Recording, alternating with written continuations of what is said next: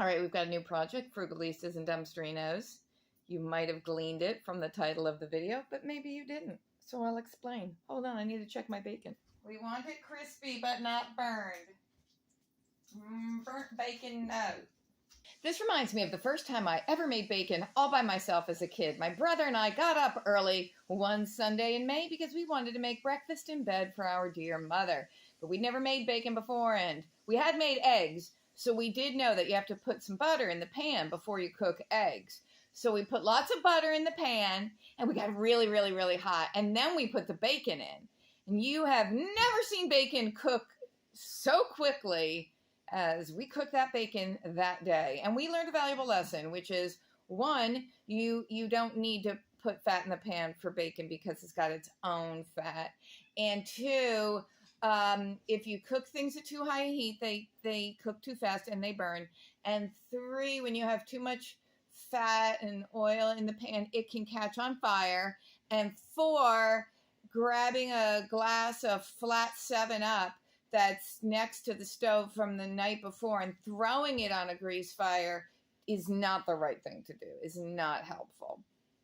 Happy Mother's Day! Here we go, Dumpsterinos and Frugalistas. We have the Betty Crocker authentic in the avocado green recipe card file straight from the 1970s. I wanted this so badly, with such great fervor and desire when this came out. I would have been in about 4th grade. And I mean, I wanted this. I just knew I'd need this someday to be a good mom and housewife and cook. I would need this, and I wanted it, but I didn't get it as a 4th grader, but I have it now. And the funny thing is, I mean, speaking of your childhood dreams coming true, Frugal Daddy also wanted this as a kid. But he would have been about, 14 or 15, which is kind of funny for a 14 or 15-year-old teenage. I mean, I'm not saying. I was reading through some of these recipe cards last night, having a grand old time, and there were a couple of recipes literally that made me gasp out loud with excitement and delight. Some of them I thought, yeah, I'm never trying you. That's like weird and nasty. Like, I didn't have my glasses last night, so I had to read things like this far away, but now I do. All right, now listen to this. We're not doing this. Chocolate peppermint shakes. Mix 2 cups of milk and 3/4 of a cup of glossy fudge sauce. See below, because there's a recipe. There's more than one recipe on the back of a card. I know you probably all thought it was one recipe on the back of a card that would correspond to the picture on the front, but sometimes there's more than one recipe on the back of the card. So there is a recipe here for glossy fudge sauce, which involves 1 package of our fudge frosting mix, which I'm going to assume is Betty Crocker's fudge frosting mix. This one is copyright 1971. We're cooking our way through the 70s. So you get a package of the chocolate fudge frosting mix, Betty Crocker, 2 tablespoons butter or margarine, 2 tablespoons light corn syrup, 2/3 of a cup of milk, and you heat it all together, and that makes 2 cups of fudge sauce. So if you want to make the chocolate peppermint shake as per the picture, you mix 2 cups of milk with 3/4 of a cup of the glossy fudge sauce, which itself has milk in it. Pour into 4 tall glasses. Stir 2 to 4 scoops of pink peppermint or vanilla ice cream into each glass just until blended. Serve immediately. So basically what you're doing is you're making chocolate milk, and then you're just putting ice cream in the top and kind of stirring it in. And I'm going to tell you, don't. Because I tried this once in the 70s. I had a babysitter over, my favorite babysitter, Ginger. And she was trying to make me a milkshake, but we didn't know where the blender was. So she just took some mint chocolate chip ice cream and stirred it up in a glass of milk. And it doesn't work. It doesn't make a milkshake. It's not a good drink. Don't do that. That's weird. So what's for dinner tonight, Betty Crocker? Here we go. Chicken Waikiki Beach. I mean, just the fact that they threw Waikiki in there, because it's so, all right. It's just so 70s. Ideal for outdoor or indoor entertaining, this tempting, sweet, and pungent recipe comes from our newest state, Hawaii. If desired, garnish the platter with fresh lemon leaves. I wondered what those were. I don't have those. They might get fresh arugula from the garden. Available at florist's shop. Okay, when I read this last night without my glasses, the FL in florist looked like an H, so I thought it was a horrorist's shop. I didn't know what that meant. And serve with a tossed green salad and your favorite dressing. Chicken Waikiki Beach. 2 whole chicken legs and 2 whole chicken breasts. 1/2 cup flour, 1/3 cup salad oil or shortening, 1 teaspoon salt, 1/4 teaspoon pepper. For the sauce, 1 can of sliced pineapple, which is 1 pound 4 ounces. That's a 20-ounce can of sliced pineapple. 1 cup sugar, 2 tablespoons cornstarch, 3/4 cup cider vinegar, 1 tablespoon soy sauce, 1/4 teaspoon ginger, 1 chicken bouillon cube, 1 large green pepper cut crosswise into 1/4 inch circles. Wash chicken, pat dry with paper towels. Coat chicken with flour. Heat oil in large skillet. Add chicken a few pieces at a time and brown on all sides. Remove as brown to shallow roasting pan. Arrange pieces skin side up. Sprinkle with salt and pepper. Meanwhile, preheat oven to 350 degrees. Make sauce. Drain pineapple, pouring syrup into 2 cup mesure. Add water to make 1 1/4 cups altogether. Pineapple juice, not syrup. In medium saucepan, combine sugar, cornstarch, pineapple syrup, vinegar, soy sauce, ginger, and bouillon cube. Bringing to boiling, stirring constantly. Boil 2 minutes. Pour over chicken. Bake uncovered 30 minutes. Add pineapple slices and green pepper. Bake 30 minutes longer or until chicken is tender. Serve with fluffy white rice. Makes 4 servings. Obviously the salad. Also with your favorite dressing. Aloha! Here we go. We're cutting up a whole chicken. We're going to dredge each piece in some flour. We've got a butternut squash that I grew in my own garden. It has nothing to do at all with this recipe and will not be included in it. I just wanted to show you because I'm proud of it. I'm proud of it. All right, so cutting up the whole chicken and dipping each piece in the flour, which is not seasoned at this juncture. And then each piece of chicken will be browned on top of the stove in a hot skillet. And I will be using bacon fat from this morning from when I was making bacon.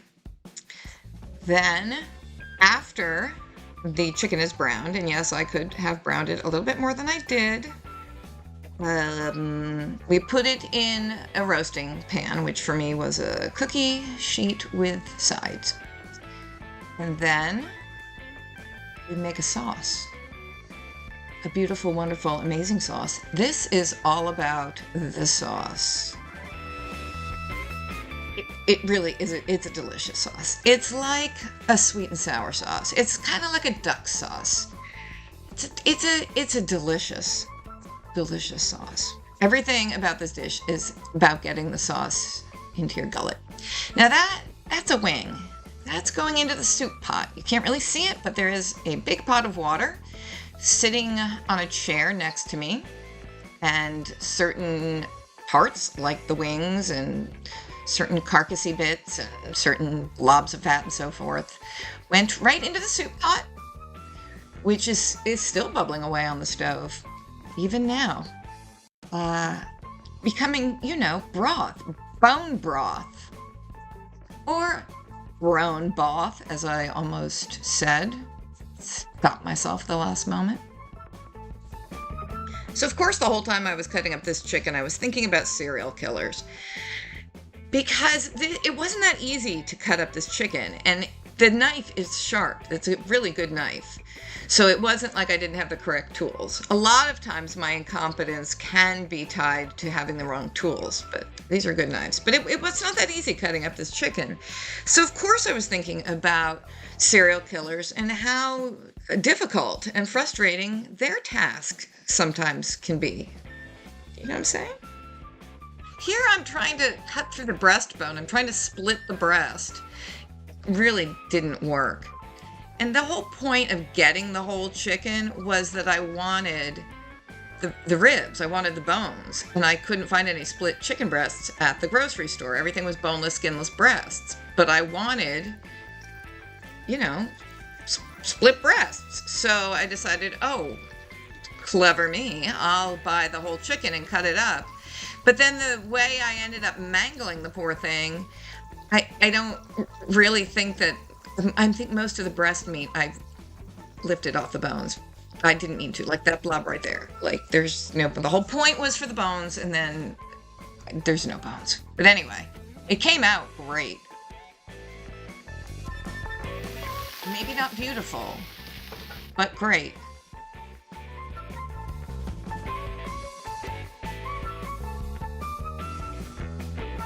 So it's just browning on the stove. The majority of the cooking will be in the oven.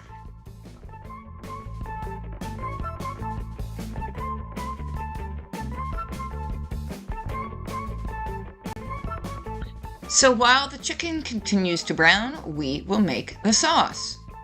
So we are going to drain the pineapple juice from the can of pineapple slices into a measuring cup.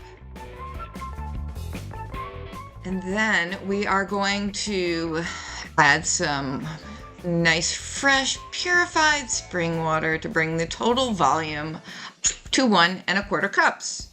We will pour that in our saucepan and add to it 1 cup of sweetener, which doesn't have to be refined sugar. Then we add 3/4 cup of apple cider vinegar, except I'm using white vinegar because I forgot to get the apple cider vinegar.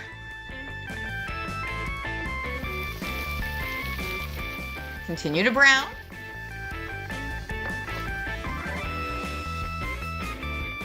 That's the soup. It's just starting to boil.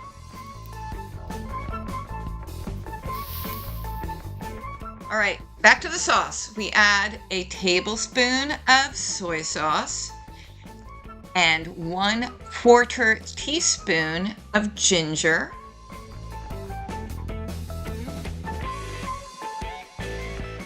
Bouillon cube. That's chicken bouillon.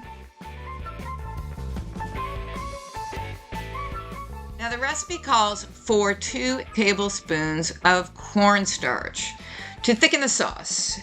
But I couldn't find my cornstarch, even though I know with absolute certainty, I 100% know that I have cornstarch somewhere in that pantry. I couldn't find it. So I used flour. And I put the flour in the measuring cup and put some of the juice, the sauce juice, in with the flour, stirred it around, and then poured that back into the pan with the sauce in it to thicken the sauce without risking flour lumps. So then I cut up the green pepper and, oh, what's that there on the left? Oh, why, that's an awfully beautiful butternut squash. Oh, where were we? All right, medium saucepan, combine sugar, cornstarch, pineapple, syrup, vinegar, soy sauce, ginger, and bouillon cube. Did all that. Bring to boiling, stirring constantly. Boil for 2 minutes. Pour over chicken. Okay.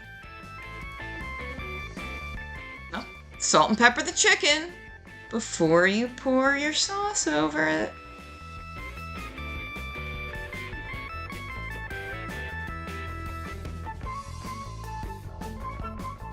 Took forever for this to boil. I was trying to get Neve to try it. She was very skeptical. See the nod? That is high praise from her. That is the nod of approval. That nod means she really, really likes it. I did not have to coerce her into taking the second taste. Like, it's good sauce. Pour it over your chicken. Then we're going to bake it in the oven at 350 for half an hour. After half an hour, we will slide it out and add the green pepper rings and the pineapple rings. And I also took it upon myself to add some cut up sweet Vidalia onion. Betty Crocker did not call for onion, but I just felt like onion would be good. Pineapple rings, then back in the oven for another, the recipe says half hour or until chicken is tender. For me, it was another 40 minutes. That's Frugal Daddy's hand. Autumn gave him a manicure. Cracks me up. Anyway, I think his nails look great. So he made the rice, the nice white fluffy rice, and I am serving him some chicken with some of the onion and peppers and pineapple.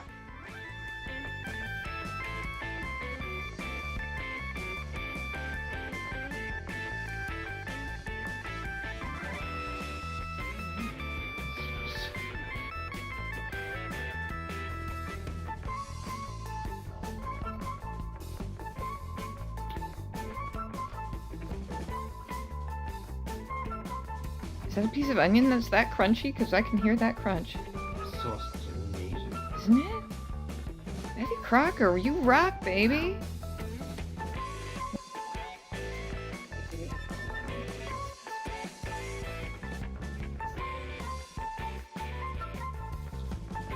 So you like it? Amazing. Chicken Waikiki Beach. It's up to you.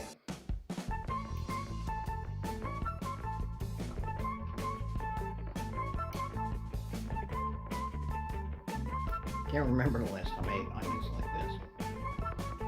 Onions were not part of Betty's recipe. I added those just because it felt right.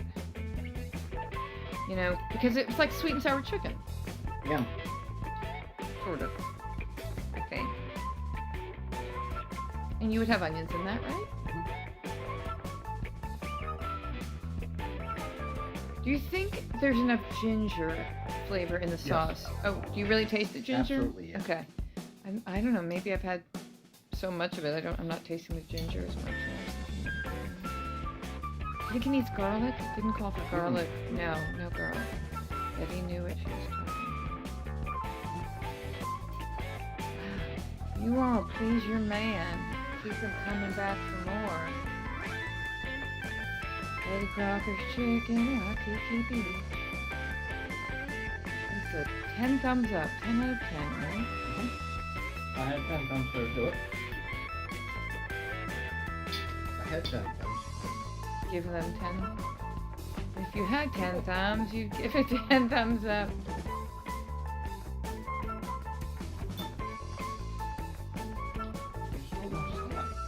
You have to. I wasn't really that hungry either. Just...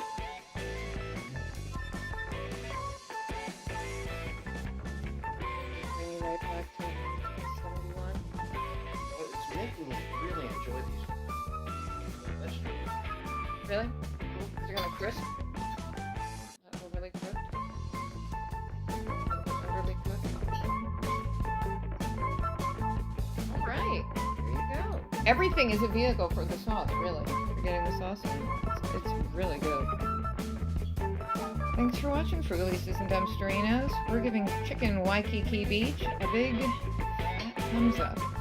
We recommend you try it. Frugal Daddy loved it.